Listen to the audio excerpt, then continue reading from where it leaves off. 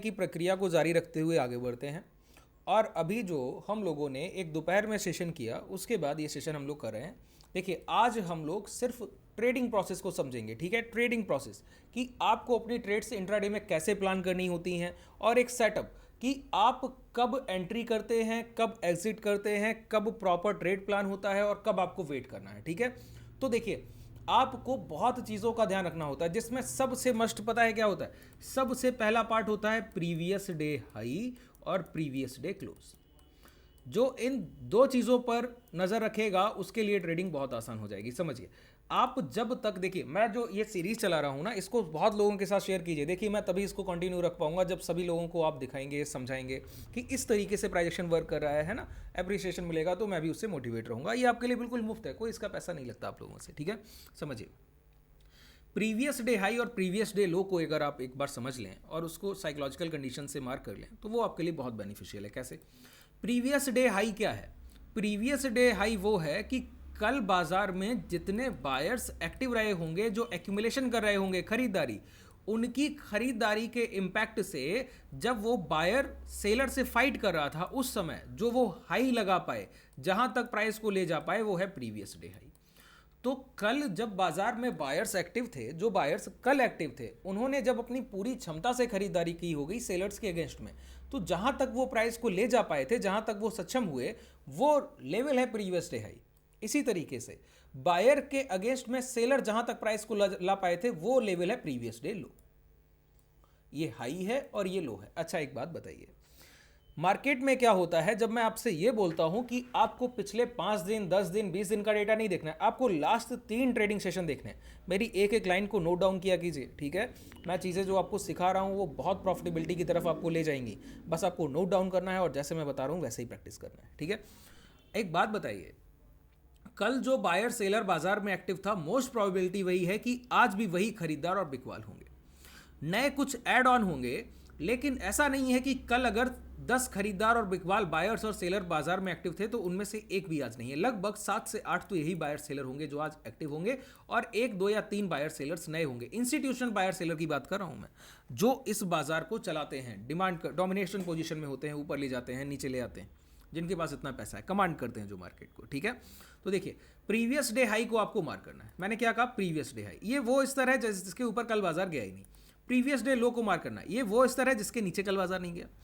अब हमको क्या करना होता है, अब अगले दिन, जैसे कि मैंने प्रीवियस डे हाई और प्रीवियस डे लो मार्क कर लिया, अब मैं आज बाजार में मॉर्निंग में बैठ रहा हूं, तो मुझे क्या करना है? पूरी तरीके से देखिए, एक बात समझ लीजिए, जो ट्रेडर इंडिकेटर पर कहीं ना कहीं भरोसा कर रहा है, किसी टूल के निर्भरता पर है, वो कहीं ना कहीं लॉसेस करेगा। सिर्फ आप मूविंग एवरेज पर बिलीव कर सकते हैं, प्राइस के मोमेंटम पे बिलीव कर सकते हैं, थोड़ा बहुत आरएसआई देख सकते हैं। इसके अलावा बहुत इंडिकेटर आपके काम नहीं आने हैं जब तक आप उनका उपयोग नहीं जानते हैं, तब तक, ठीक है।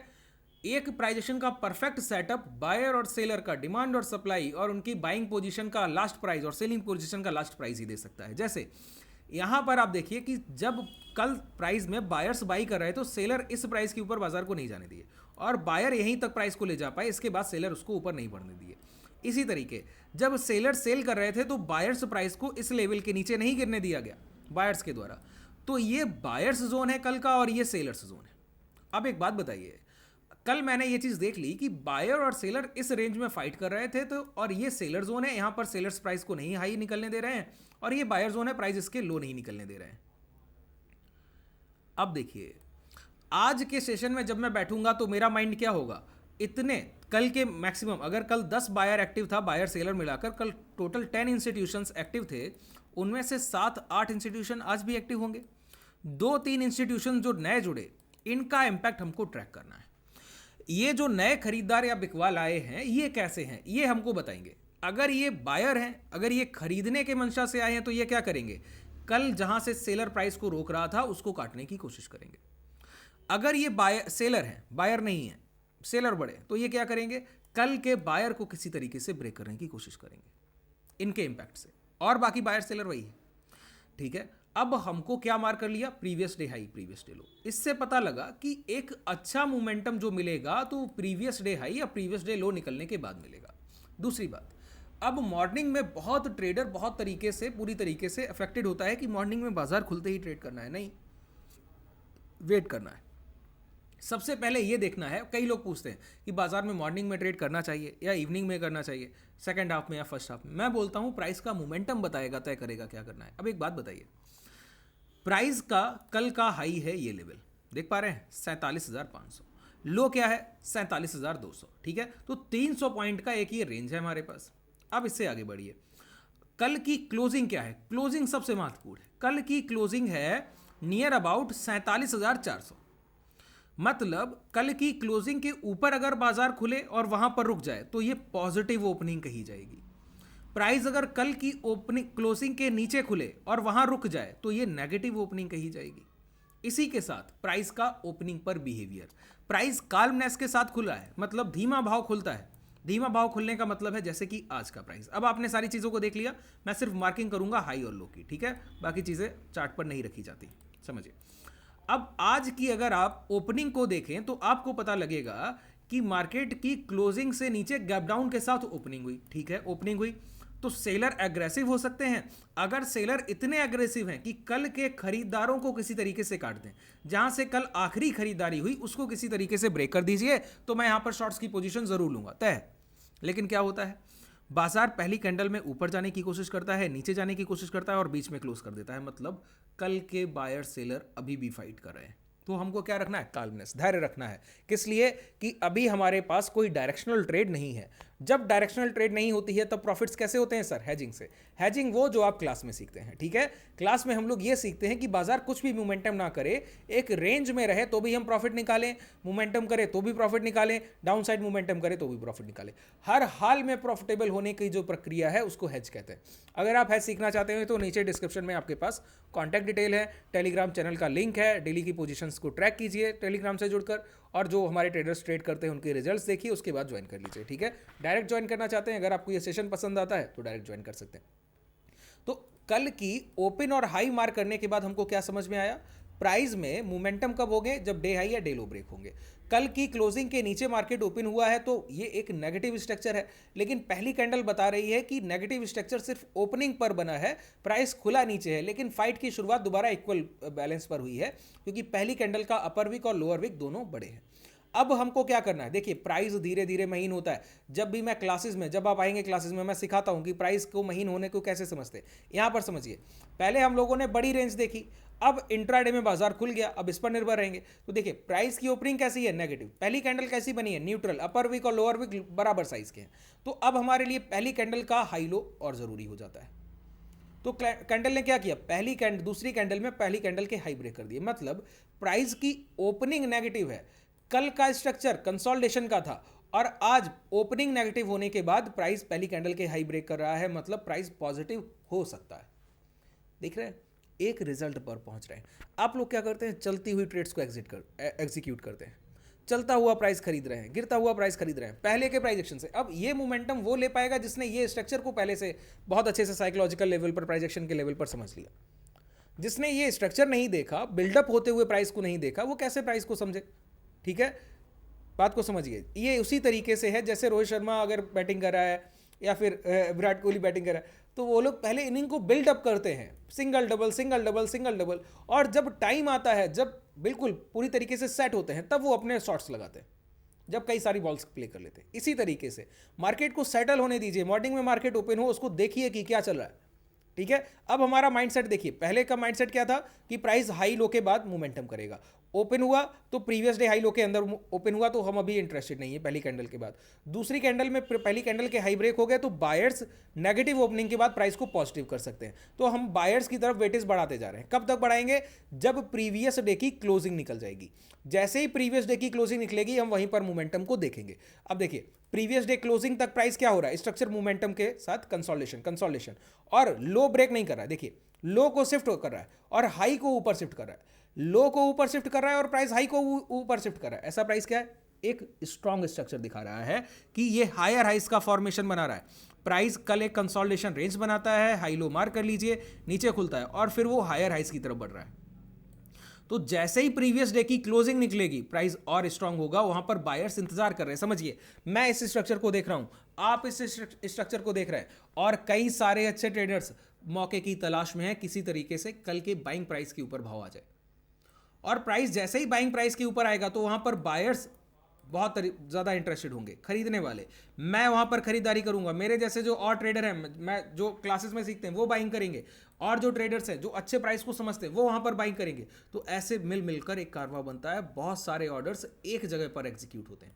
इसको कहते हैं ब्लॉक ऑर्डर्स। ब्लॉक ऑर्डर्स का मतलब है कि एक जगह, ऐसा स्थान, ऐसी प्लेस मार्केट में, ऐसा प्राइस जहां पर बहुत सारे एक्यूमुलेटर्स, खरीदार या डिस्ट्रीब्यूटर्स, बिकवाल एक साथ पोजीशन को प्लान कर रहे होते हैं। वो की लेवल्स होते हैं। जैसे यहां पर देखिए, यहां पर कई सारे बायर्स एक साथ प्राइस में बाइंग प्लान कर रहे होंगे।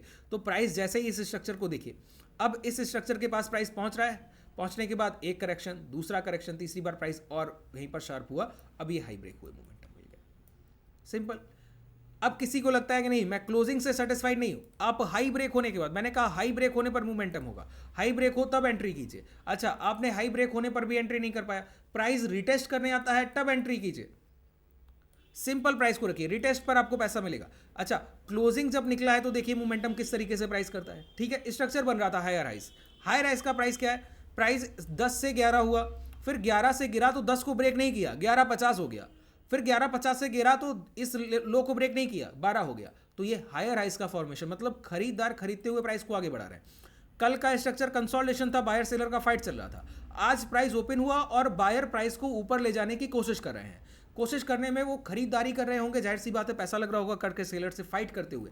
शॉर्ट सेलर सेल कर रहा है क्योंकि उसने गैप डाउन कराया प्राइस में, ये कैंडल्स आप देख रहे हैं, वो यहाँ पर शॉर्ट सेलिंग कर रहा है। लेकिन जब भी खरीदारी करते हुए बायर्स इतनी डिमांड क्रिएट कर देंगे कि उसमें और खरीदार इंटरेस्टेड हो जाए और बायर एड ऑन होने लगे, जब वो लेवल ब्रेक होंगे जो प्रीवियस डे क्लोजिंग हुआ, प्रीवियस डे हाई हुए, तो प्राइस वहां पे डिमांड पकड़ता है। एक साथ 10 लाख ऑर्डर आ गए, सामने से बिकवाल थे मात्र 2 लाख, 8 लाख ऑर्डर पेंडिंग हुआ। अब बताइए, 120 130 के प्राइस पर बायर्स खरीदने को तैयार बैठे हैं, पेंडिंग ऑर्डर्स पड़ा है, लेकिन सामने से बिकवाल नहीं, बेचने के लिए कोई तैयार नहीं।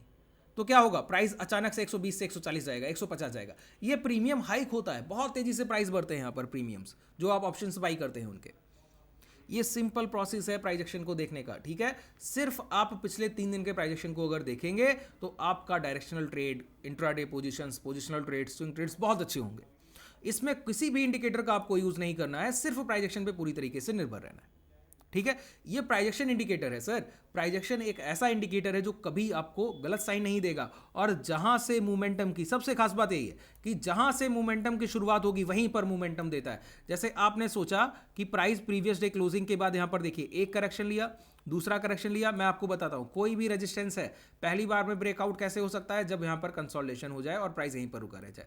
और वही करेक्शन दोबारा कैसे होगा, प्राइस एक बार जाकर रिटेस्ट, दूसरी बार, तीसरी बार में ब्रेकआउट हो सकता है, चौथी बार में कंफर्म हो जाता है, तीसरी बार में 90%, चौथी बार में लगभग 98%। ठीक है, तो देखिए प्राइस एक बार प्रीवियस डे क्लोजिंग के पास गया, सेलर ने वहां से रोका क्योंकि उसके बाद उसको अपनी पोजीशंस काटनी पड़ेंगी।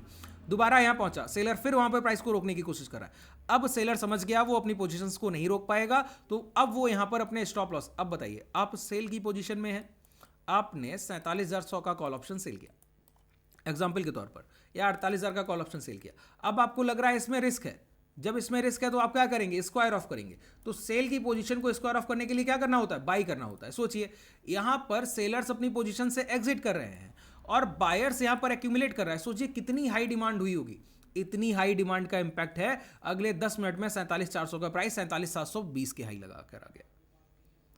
इतना सिंपल प्रोसेस, इतना सिंपल ट्रेड प्लान जब आप रख पाएंगे, प्राइस एक्शन को इतना ऑथेंटिसिटी के साथ देख पाइएगा, तब आप प्रॉफिटेबल होंगे। और ये बहुत सिंपल प्रोसेस, इसकी मैं लाइव मार्केट में प्रैक्टिस कराता हूं अपने ट्रेडर्स को। लाइव मार्केट में जब आप आते हैं हमारे साथ, तो इसी का प्रैक्टिस कराता हूं कि क्या प्राइस एक्शन बन रहा है, क्या पोजीशन ली जा रही है, कैसे हम उसको एडजस्ट करेंगे, कैसे प्रॉफिट्स बुक करेंगे, और पर स्टेशन हम लोग प्रॉफिटेबल हैं। बहुत रेयर केस होता है कि हम लोग कॉस्ट पर रह जाएं या लॉस में निकल, बहुत रेयर केस, 2-3 महीने में एक दिन आ सकता है।